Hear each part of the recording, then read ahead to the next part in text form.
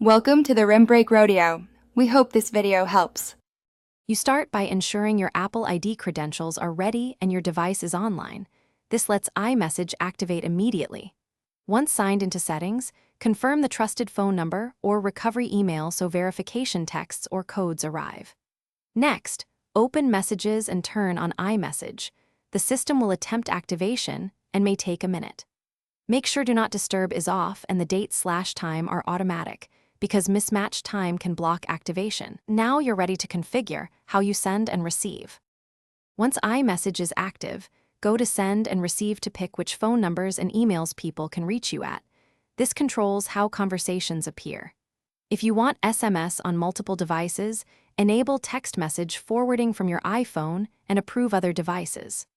Also, turn on handoff in General AirPlay and Handoff so you can pick up chats on your iPad or Mac. Make sure each device is signed into the same Apple ID. Otherwise, messages won't sync and you'll see separate threads. To finish, open Messages and send a test message. Blue bubbles confirm iMessage while green means SMS fallback through your carrier. If you want your history synced, enable Messages in iCloud so all devices keep the same threads and attachments.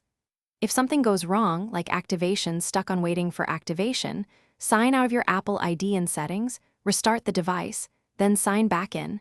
This often forces reactivation. If problems persist, check Apple's system status or contact support for a... Thanks for watching.